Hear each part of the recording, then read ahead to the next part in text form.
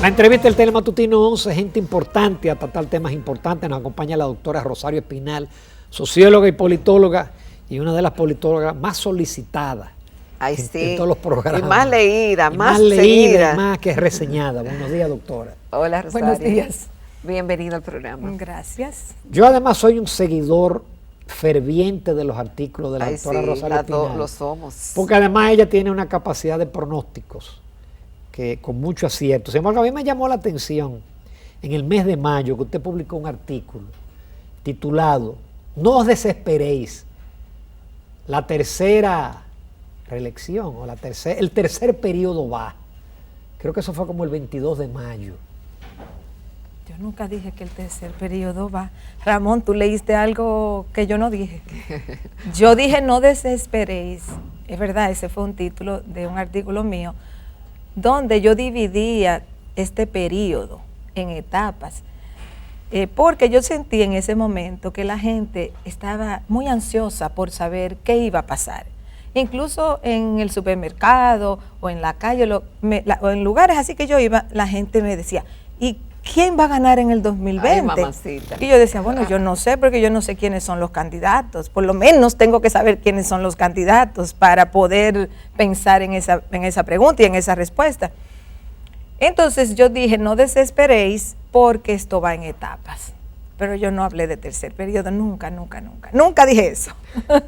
Ok, Rosario, entonces para hacer un pronóstico o un análisis de lo que pudiera ocurrir en el 2020 con respecto a quién será el presidente, tenemos que saber primero, despejar la incógnita y saber quiénes son los candidatos. Claro, sin eso no podemos saber. Pero vamos por parte. Está despejado Como el 2020. Se ve con claridad el 2020. No, y está más oscuro o más complicado o incierto hoy que antes del discurso de Danilo Medina. ¿Y por qué, Rosario? Porque la corriente de opinión que se formó en el país, propio de un país de tradición caudillista, clientelar, etcétera, era que si un presidente quería repostularse, iba a encontrar la forma de cambiar la Constitución y por tanto, una vez hiciera eso, iba de candidato y después de eso iba a ganar. Incluso las encuestas que midieron indirectamente ese asunto mostraban que esa era como la corriente dominante de pensamiento. Sin embargo, eso no se dio. Yo nunca estuve segura tampoco de que eso se iba a dar, pero mucha gente pensó que por ahí iría la cosa. Eso cambió el lunes pasado, la semana pasada, cuando Danilo Medina anuncia que él no va a repostularse. Por ende, no hubo una reforma, una consecuencia de la otra. Entonces, ahora se abre un escenario. Ahora no sabemos. Rosario, tú me permites apartarte de eso. ¿Qué pesó más? ¿La oposición, las encuestas o la llamada de Pompeo? Yo creo que lo que pesó más no fue la coyuntura. Yo creo que lo que hizo posible la coyuntura que se dio, donde entran las protestas en el Congreso, la llamada de Pompeo y todo eso, es un proceso. Cuando Danilo Medina comenzó su segundo mandato, o sea, él va a las elecciones del 16 con un altísimo nivel de aprobación de su gestión, producto de políticas públicas, el 4% a la educación, renegociación del contrato de la Barrigol, las visitas sorpresas. O sea, había un conjunto de políticas públicas que favorecieron un alto nivel de aprobación de la gestión de Medina en su primera administración. Entonces, vienen las elecciones, gana las elecciones. Pocos meses después explota el escándalo Odebrecht. Inmediatamente surge Marcha Verde. Marcha Verde, en el año 2017, fue la piedra en el zapato del PLD y del gobierno. Claro, el gobierno es del PLD, en sentido general, gobierno PLD. Y la marca PLD se afectó mucho por el escándalo de corrupción de Odebrecht y otros que surgieron, y otros que venían del pasado. Entonces, aunque el presidente Medina no vio sus niveles de aprobación desplomarse, porque no se desplomaron al 15% o al 20%, las encuestas diversas siempre marcaron un nivel de aprobación de 50%, 60%, pero bajó significativamente comparado con los 70 y pico por ciento que tenía en su primer gobierno. Entonces, el gobierno nunca pudo superar esa piedra en el zapato que fueron los escándalos de corrupción.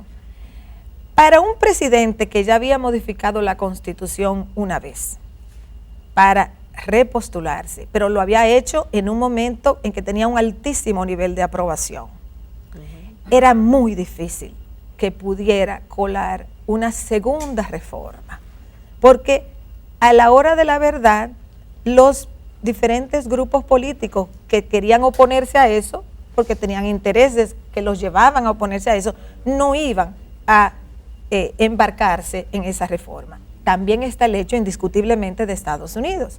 Estados Unidos no quisiera que en ningún país de la región se produzca lo que se ha producido, lo que existe en Nicaragua o en Bolivia o en Venezuela, que es la continuidad de presidentes específicos. Entonces, ese es un factor que también venía desde antes y se conjugan los factores justo en el momento en que había que hacerla o no hacerla. Ahora, Rosario, está bien, pero tú dijiste hace unos minutos que el panorama, lejos de esclarecerse, se complicó un poco después de la locución del presidente del pasado día 22. Y en cierta forma esto es una contradicción. Primero por lo que acabas de decir anteriormente y porque en las encuestas que se habían hecho, el presidente mantenía un gran nivel de simpatía, pero Leonel Fernández también. Entonces, si el presidente Medina no se va a repostular y Leonel Fernández aparece con altos niveles de simpatía, el panorama pareciera que no está tan difícil. ¿Qué es lo que lo complica más ahora? Bueno, lo que lo complica es que el PLD es un partido de facto dividido. O sea, en el PLD hay dos facciones, y yo creo que eso lo sabe el pueblo dominicano entero, y si no lo sabían, se lo dijo Danilo Medina en su discurso. O sea, en el PLD hay dos facciones que están enfrentadas. Y otro cálculo que la gente ha hecho, que tienen que repensar, es que el PLD siempre resuelve las cosas. O sea, en un momento u otro, al final se ponen de acuerdo. Al final se ponen de acuerdo. O sea, esa es la idea que ha dominado en la política dominicana. Pero eso no siempre es así. O sea, eso no es una ley inmutable. Pero hasta el 6 de octubre. Entonces, hasta el día de hoy, y en política uno no sabe lo que va a ocurrir el mes que viene, sobre todo en procesos fluidos electorales, hasta el día de hoy, el conflicto y las dos facciones del PLD se mantienen.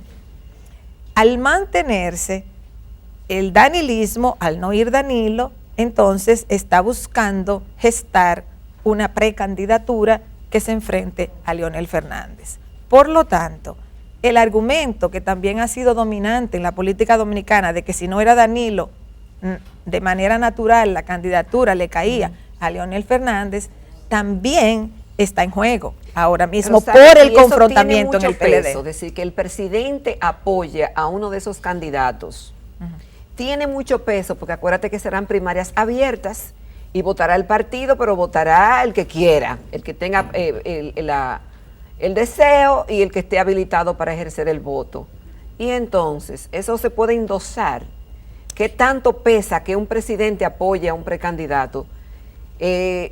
¿La gente le va a gustar ese candidato y lo va a apoyar? No sabemos. No sabemos. Hay que esperar, yo no lo sé.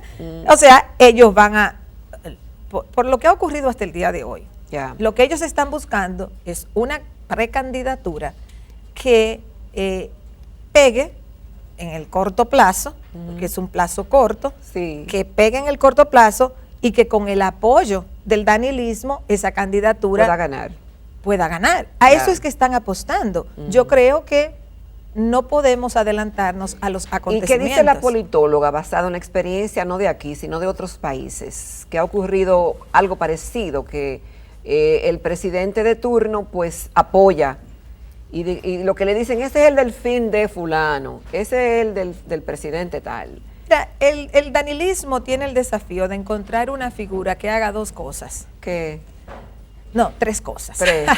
Dale con la primera. Primera, que logre claramente irse delante de los demás. Porque es una competencia entre 7 y 8. Para que los demás y todo el conjunto termine, si no contento, tranquilos. Porque ellos necesitan unidad de su lado. Esa es la tarea 1. La tarea 2 es alguien que pueda competir con Leonel Fernández. Exacto. Y la tarea 3 es alguien que, si esa persona le ganara a Leonel Fernández, pueda competir en unas elecciones nacionales. Esos son los 3 puntos cruciales. Eso es de ese lado, pero ¿De ese lado? Y del lado del PLD, también yo te digo lo otro, de que si esa persona no gana, deberá apoyar a Leonel, si Leonel gana. Bueno, se supone que si ellos van a una contienda, deberían apoyarlos, pero hay que verlo. Yo no sé. Vamos a hacer una breve pausa, que esto está interesante. Y nos queda todavía el PRM. Volvemos en unos minutos. La década del 90 yo he insistido en que aquí hay que hacer elecciones conjuntas. Esta no es una república federal, Exacto. este es un país pequeño. Está demostrado, y lo tengo yo graficado con números, que separar las elecciones no evita el arrastre.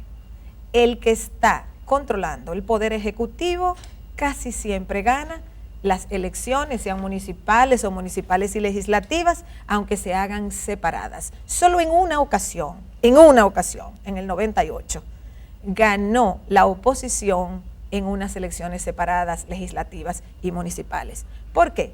Porque el Estado, el gobierno, juega un papel fundamental en los procesos electorales. Y un gobierno, si tiene unas elecciones separadas, sean municipales solo o municipales y legislativas, mete todo lo que puede para ganar esas elecciones, sea a 2 años como lo tuvimos por un tiempo, sea a 3 meses como está comenzando ahora. Entonces, yo nunca he favorecido la separación de elecciones.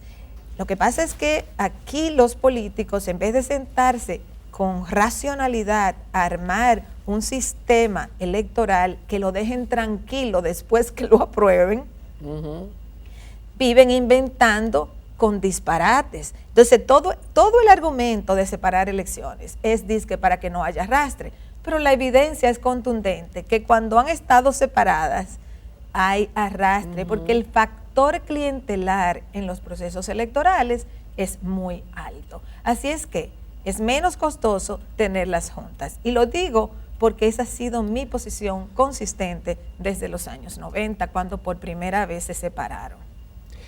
Rosario, el Partido Revolucionario Moderno parecería que tiene una gran oportunidad, dado el desgaste del PLD y dada la situación de eventual división. ¿Qué tú opinas?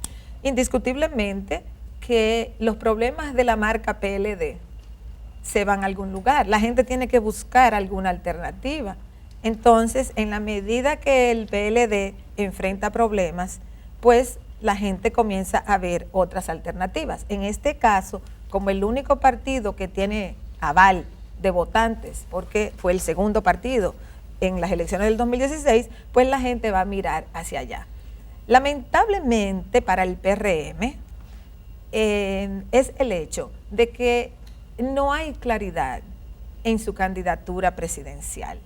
Y las adhesiones políticas, bueno, hay dos, bueno, hay pero más de las dos. encuestas dan a Luis Abinader todas las encuestas. Sí, pero ya hemos hablado de los cálculos que se hacen aquí en términos políticos que después se derrumban. Entonces, aunque las encuestas dan a Luis Abinader, y lo más probable es que Luis Abinader sea el candidato del PRM, no lo sabemos y no se va a saber hasta más adelante, cuando falte poco para las elecciones. Al PRM, que tiene que crecer 15, 16% para... Más. Bueno, sacó 34 y pico por ciento en el 16. Tú necesitas 50 más 1, mínimo, para ganar las elecciones. O segunda vuelta. Sí, pero el escenario de segunda vuelta es otra cosa. Si Rosario, quieren lo hablamos, y pero... esa encuesta de Asisa que dijo que el PLD ha perdido como un 11% en la intención de voto, eso no se fue, ¿a dónde se fueron? Porque Bueno, esa intención de voto se ha ido al PRM, el PRM está saliendo mejor posicionado en las encuestas, o se puede ir a un yo no sé, no sabe por quién va a votar. Entonces, los ahora, newcomers, los nuevos, no están en nada. Ahora mismo, aquí hay una oportunidad para que el PRM crezca, pero lo que estaba diciendo anteriormente es, para crecer necesita darle certeza al electorado que no se fue por ellos en el 2016. Para que el electorado tenga certeza en el PRM, hay una cosa fundamental que el electorado tiene que saber: quién es el candidato presidencial. Hasta que ellos no definan el candidato presidencial, porque no es lo mismo las adhesiones políticas que pueda recibir Hipólito Mejía a las adhesiones políticas que pueda recibir Luis Abinader, porque la gente no se va a ir hacia allá por una sigla que se llama PRM, porque el PRM no es un partido que está afincado en la política dominicana. Es un partido, aunque la mayoría vienen del PRD, pero es un partido que no tiene digamos, la fortaleza histórica que tuvo en su momento el PRD. Entonces, para construir las adhesiones políticas, el PRM tiene que definir su candidatura y a partir de su candidatura presidencial ver qué es lo más que puede conseguir en términos de adhesiones políticas, es decir, quién va a votar por ti, porque ya se aseguró a sí mismo, a sí misma, de que va a votar por esa opción. Entonces, eso está pendiente. Cuando ellos resuelvan el problema de la candidatura, tendremos mayor precisión de cuál es el potencial electoral real del PRM. Incluso aquí hay espacio para que surja una nueva opción, no porque vaya a ganar en el 2020, pero sí porque pudiera conseguir una votación significativa. ¿Qué pasa? No hay nadie ahora mismo. No. ¿Tú has visto a alguien que Milton, Ramsey, ninguno de esos? Incluso ellos suenan menos hoy que hace unos meses. Paradójico, diría uno, cuando ahora mismo hay una oportunidad de que alguien surja. Pero aquí siempre se polariza, Rosario, entre dos. Totalmente de acuerdo. Aquí tienden a polarizarse y eso es algo que yo he dicho muchas veces, que yo tengo un gráfico muy bueno donde muestro el nivel de concentración del voto en el electorado dominicano. Del 78 para acá, con excepción de unas elecciones en el 90, el voto se ha concentrado en alrededor de un 95%. Es decir, el 95% del electorado vota por uno o por otro. Y todo eso tienen que tomarlo en cuenta los partidos y candidatos que se colocan en la oposición para medir su potencialidad de crecer o no. Y que no hablen constantemente una cantidad de cosas que no tiene fundamento en el conocimiento que existe sobre la política. 30 partidos hay más o menos registrados en la Junta Central Electoral. Eso no es democracia. Eso es dispersión de aspiraciones, porque ni siquiera es dispersión del voto. Eso se llama dispersión de aspiraciones fundamentalmente, y en la mayoría de ellos, búsqueda de recursos económicos. Claro. Rosario Espinal, muchísimas gracias. Esperamos tenerte mucho desde aquí hasta mayo del año próximo. Muchísimas gracias. Gracias, Rosario. Nos vamos a comerciales a la recta final con otra entrevista.